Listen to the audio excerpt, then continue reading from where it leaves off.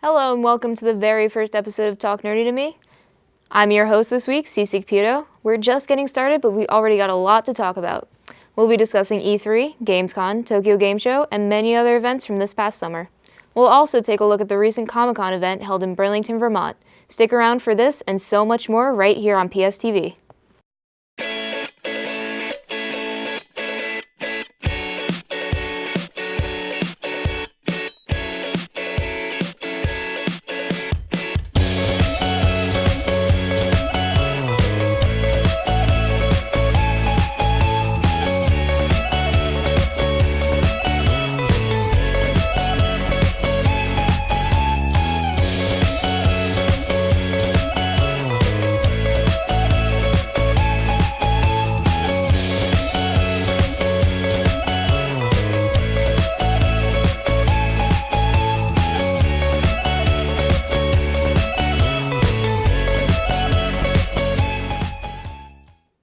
Once again, I'm Cece Caputo. Let's start off with our newest segment, Nerd Flash, bringing you all the recent nerdy news developments. Nerd Flash. The Emmys were the weekend of September 21st, with Game of Thrones taking home the Emmy Award for Outstanding Drama Series, which marks it as the second fantasy series to ever win that award, with Lost being the first in 2005. Game of Thrones also took home 3 other awards, including Outstanding Writing, Outstanding Directing, and Peter Dinklage winning the Emmy for Outstanding Supporting Actor in a Drama Series. The Pokémon Company released their Pokémon Go trailer earlier this month, showcasing it as a mobile title that allows users to experience their very own Pokémon journey by capturing and battling Pokémon available in their area, along with battling trainers in the vicinity. Trainers can even team up to take on giant community events like the Mewtwo showcased in the trailer. It is expected to be released sometime 2016. With the fall season right around the corner, we're going to see the return of hit TV shows like The Walking Dead, Arrow, Flash, Agents of S.H.I.E.L.D., and Gotham, along with notable new arrivals like Jessica Jones, Supergirl, Heroes Reborn, and Limitless. I am so ready for the fall season of TV. Walking Dead, Arrow, Flash, Agents of S.H.I.E.L.D., doesn't matter. I'm ready to waste time and not do schoolwork because all my favorite shows are coming back. I do want to get around to watching Limitless, though, because I love the movie that it's based on. And I also got to get into Gotham. Didn't get a chance to watch season 1, but I have time to catch up. So, yeah, it should be a really good season of TV all around. Luckily, you can catch up on Gotham now because it just was added to Netflix this past week. Sweet. I know what I'm doing. And it's really kind of interesting just how much the superhero genre has taken over all aspects of media, movies, TV, and all of that lately. What I find even more surprising than that is the fact that nobody's gotten tired of it yet. Just more and more I'll content never get tired of it. keeps on getting put out, and more and more and more just keeps on coming, and nobody's getting tired of it, which I think is a good thing, but...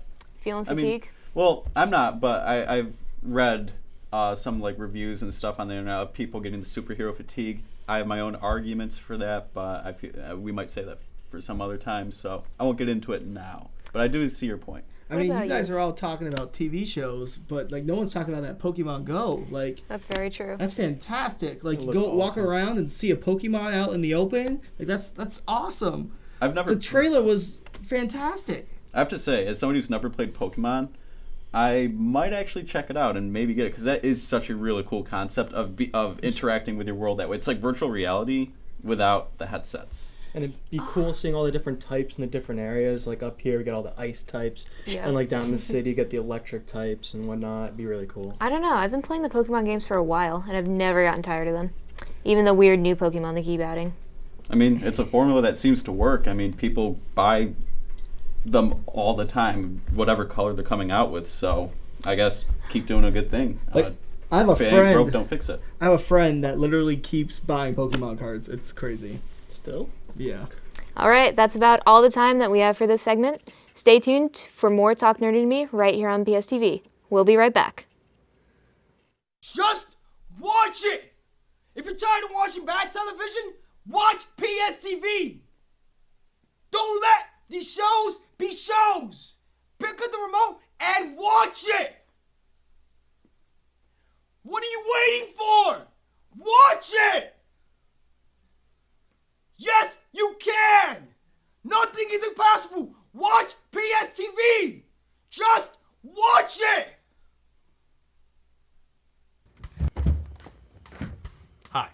My name's John Lindenbach, and I watch PSTV. Hi, my name's John Lindenbach, and I watch PSTV. No, dude, you don't watch PSTV. Yeah, I do. Just say you don't, come on. And lie on TV? Never. But how are we supposed to make funny comparisons if we both watch PSTV? All right, I'll come on first next time. Why are you being so difficult? Why are you being so difficult? Seriously?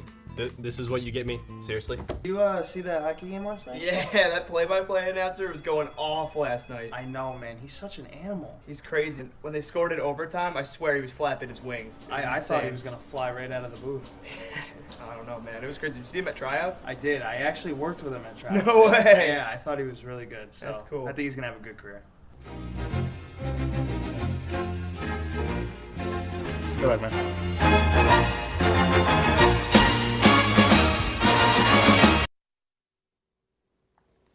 Welcome back to Talk Nerdy to Me. Let's jump right into the summer's biggest gaming event, E3 2015, in our newest segment, Game On. Game On. This summer saw Bethesda kick off the 3-day conference with the giant that is Fallout 4. Set in post-apocalyptic Boston, you will once again take control of Vault Dweller heading into the wasteland for the very first time. The first main entry into the series since Fallout 3, Fallout 4 brings voice protagonists, settlement building, and many other new game mechanics not seen in the franchise thus far. Bethesda also dropped the mic, releasing their mobile title, Fallout Shelter, hours after their press conference.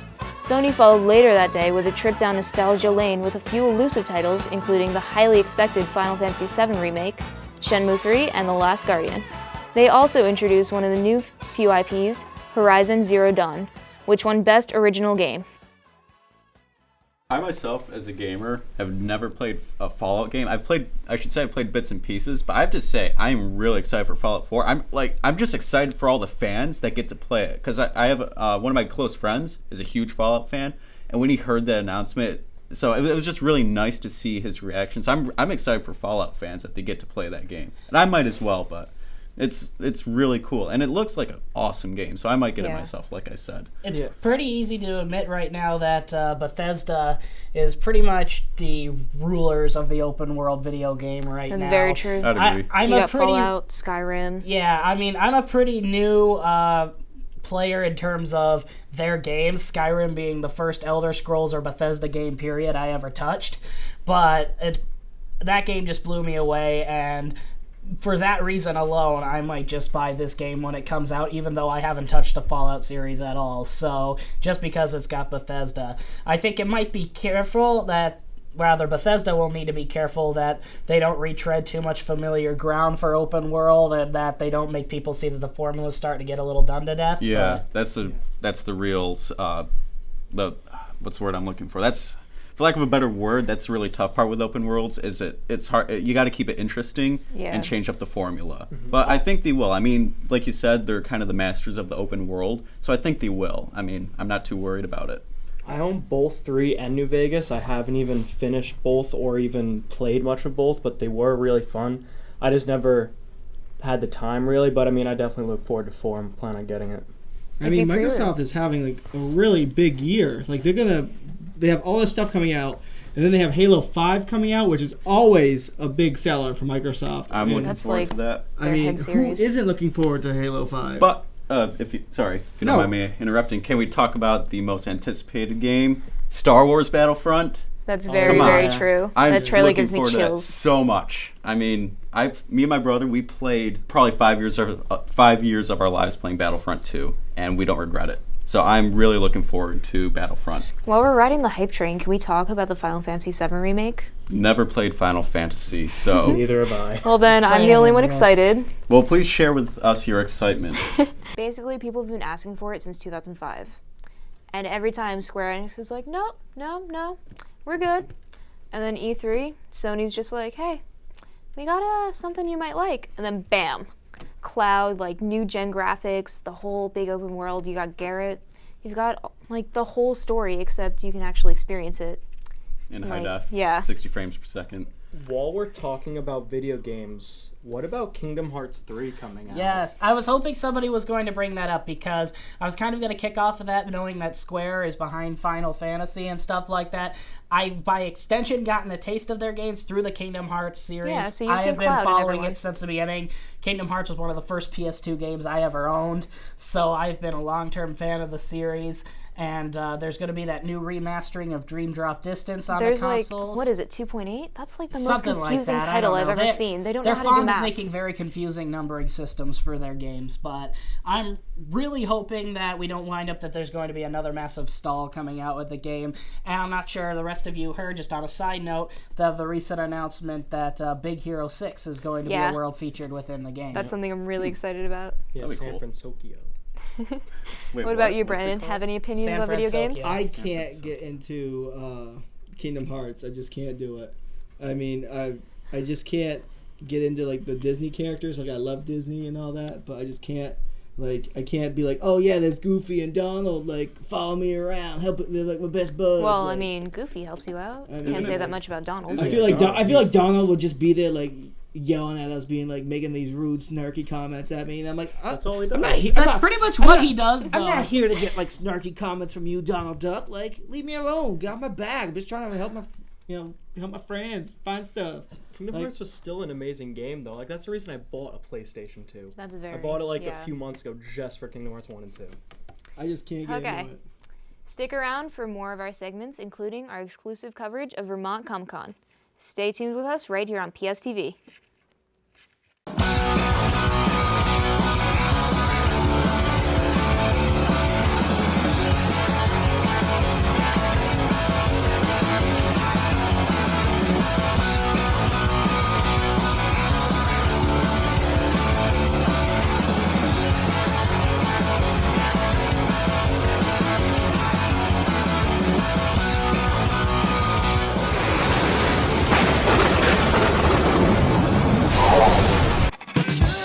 Hey girl, what's up? Wanna hang out? PSTV and chill?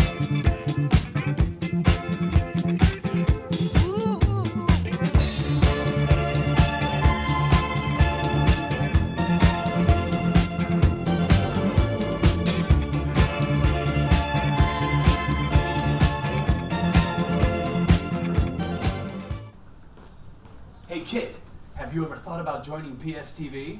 What's PSTV?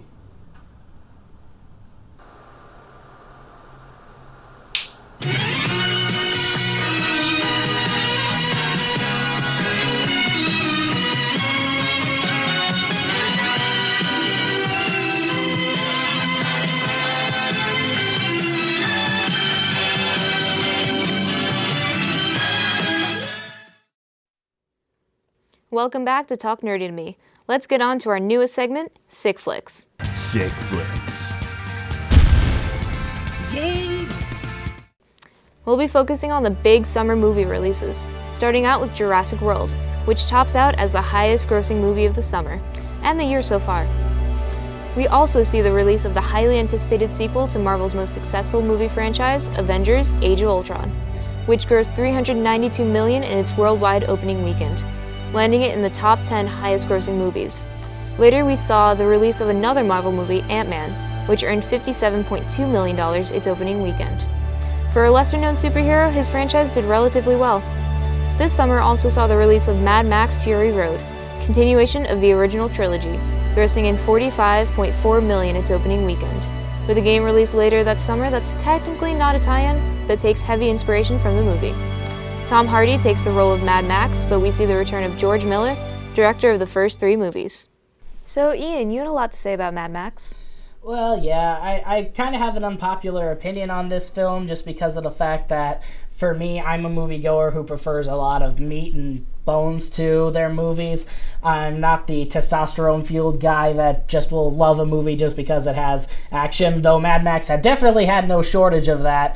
I just kind of feel it was a little lacking in the characters and story department. There are so many things that I was interested in the movie and wanted to know more about that they just never explained. While Mad Max has its good moments, I want to talk about the superhero franchise. it's been so awesome this past summer and over the last few years with all these new movies come out. Age of Ultron this past summer and Guardians of the Galaxy before that, as well as Ant-Man being introduced. I'm really excited to see all of that. I just saw Age of Ultron yesterday, and it was so much fun watching it, seeing all the superheroes together. And I'm also really excited for the new addition of Spider-Man to the Avengers lineup. Yeah. He's going to make his first appearance in Civil War. Yeah, that's going to be that's going to be interesting because from what I hear, Marvel isn't technically getting the rights to him completely back. No, they're just temporarily on loan from Sony so they can include him in the cinematic universe. So I don't know how that's going to work. So it's like a shared ownership. It's a shared ownership. It's like visitation rights. Yeah. You get to go Dual over there custody. on Christmas. Make us $1 billion, then you get to come back and then make him us famous $1 billion. and come back to us. You know, it's kind of how it is. So go over to your father's right now, and while you're there, make mom some money, and then come up back home. You can come back home. Speaking of unpopular opinions, was I the only one that saw Ant-Man and saw such a formula behind it? The way that they set up his origin story. I mean, I saw it, but I appreciated it. It just felt good, regardless. Like, yes, I could see the formula. It was kind of similar to Iron Man. Yeah. In a way, you have this new technology, and some corporate bigwig gets his hands on it and wants to, do something bad with it. So you have this kind of. It's hard to not to say that Iron Man is this, but like an average Joe guy who's, Scott Lang was the average Joe, step up and do it. But I appreciated it for what it did. Coming down from such a huge scale that was Age of Ultron to a heist movie. Yeah, there was a lot of heisting in that. It felt like I was watching someone play GTA.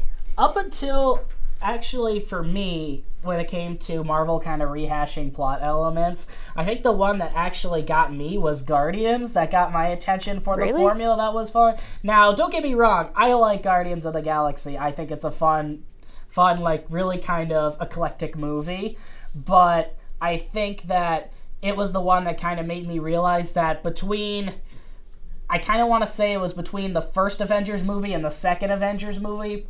Just about all the movies that came in between, with the possible exception of Winter Soldier, all pretty much followed the same plot. There was some sort of MacGuffin that they needed to get. Bad guy really wanted it. Good guy, bad guy don't get along. That's pretty much the way that all these movies went. To see them kind of go back, and I think while he has a point with the story kind of bearing a similarity to Iron Man in the Ant-Man movies and stuff like that, I think that the fact that they kind of put it in a heist movie, which was kind of different for Marvel and not really something they'd done, made the whole film a unique enough experience that I overlooked some slightly retreaded plot elements. I felt like Guardians was the one that broke the formula. Like, Guardians was so different and out there. It broke the formula in terms of originality, in terms of, like, in terms of location and what they could do in a Marvel movie. There, it definitely broke the ground.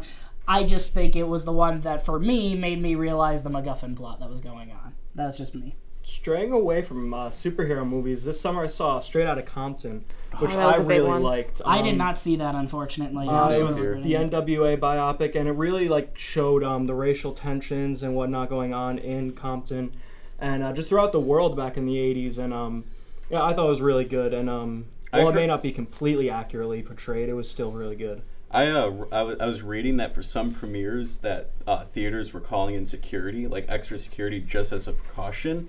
I read that kind of briefly, but I was like, man, this must be a pretty good movie.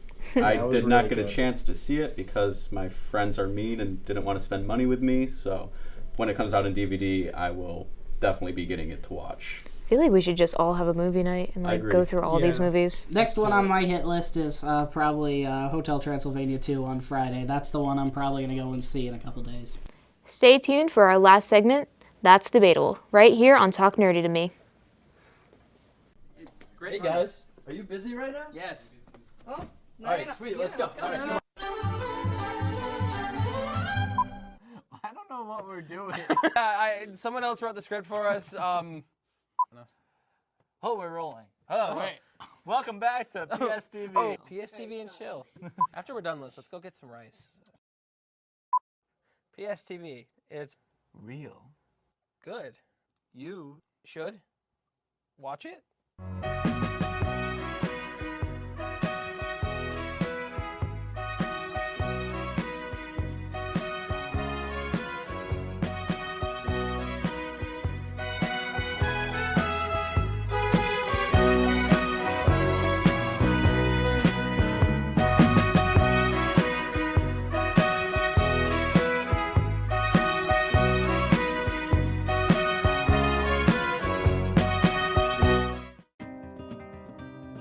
welcome back to our final segment of the evening, That's Debatable. Last weekend was the second annual Vermont Comic-Con. Among those who attended were Buffy the Vampire Slayer and Criminal Minds actor Nicholas Brendon, Ren and Stimpy co-creator Bob Camp, pro wrestler Brimstone, and many more. Both Saturday and Sunday had a lot to offer fellow nerds, from live-action role-playing to board games and collectibles of all sorts. There was a little something for everyone. The first day was packed with people of all ages, full of cosplayers that range from Bob's Burgers to furries. Among the things that we did was sit down and chat with some of the people attending, and none of them seemed to be lacking in things to do. The second day brought everyone back to the convention with the cosplay contest. Later was a Creative Minds meetup, which allowed local artists, actors, and designers to meet with some of the con's big-name stars before closing out the day. Now, we covered both of the events, but due to technical issues, we lost the footage, which is actually pretty upsetting to me. Rest in peace. Never forget all that beautiful B-roll. It was so. Remember Vermont Comic-Con.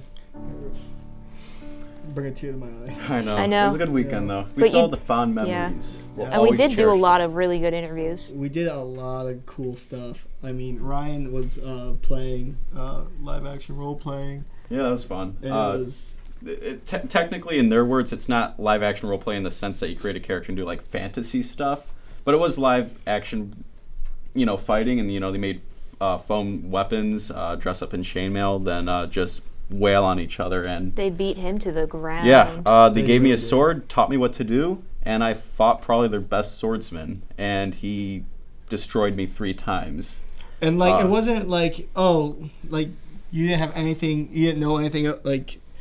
It was like he was teaching you. Yeah. While he was doing it, and he was still beating you up. It was like all slow motion, and he was still beating him up. It's a good time. Like he had some fast moves, but he was still beating you down. Towards your last fight, he started to tire you out too. He'd let you wail on him. I got cocky, and he tired me out, and I'm not a very good left hand fighter. I'm a martial artist myself, and I'm not good fighting with one sword arm. I'm used to a 2-handed sword.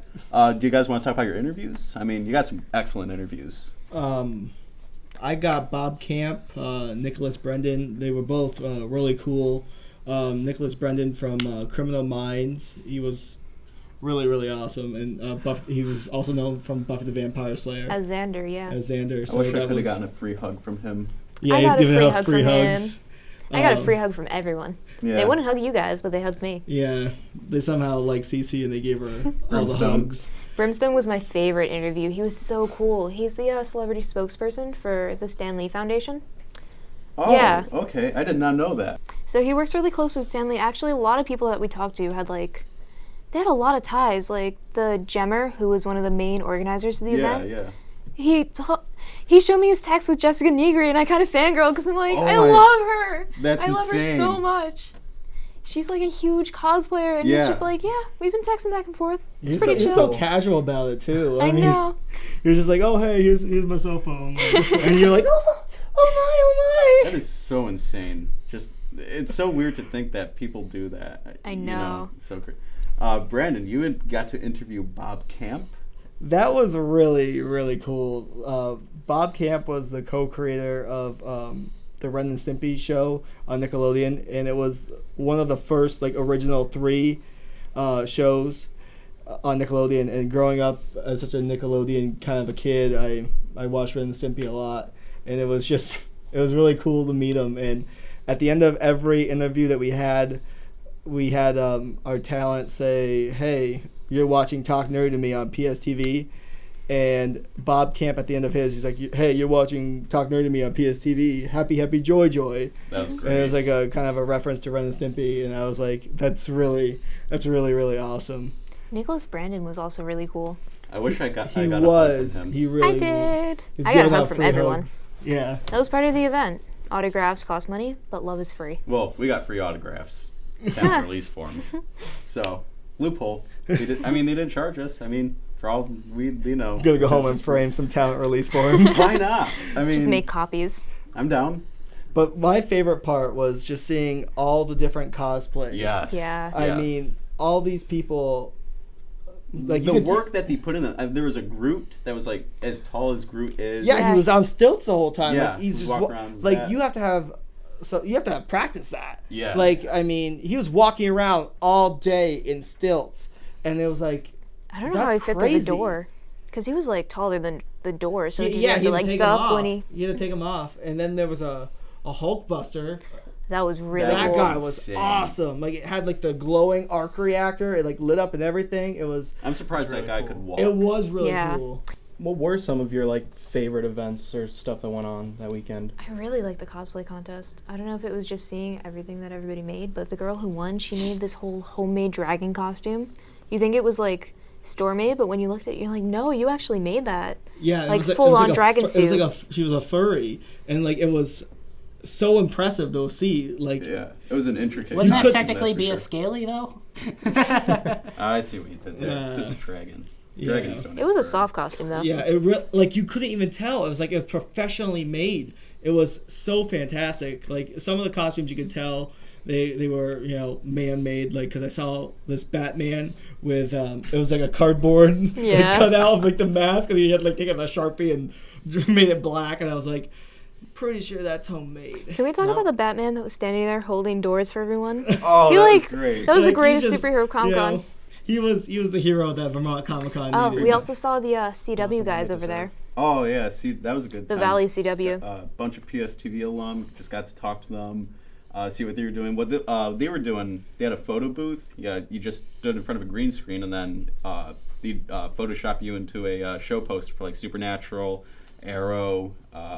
I don't know if they did Jane the Virgin, but I mean that's one of their shows. They had a poster for it. So probably nobody did that, but. But my favorite was like walking around Comic-Con, seeing all like the nerd stuff.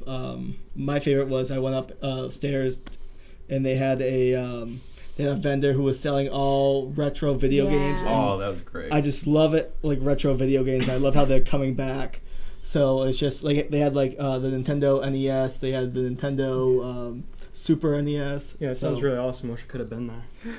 We'll bring you guys next time, don't worry. That's all the time we have for tonight, folks. Thank you for watching Talk Nerdy to Me. Keep that TV locked to PSTV.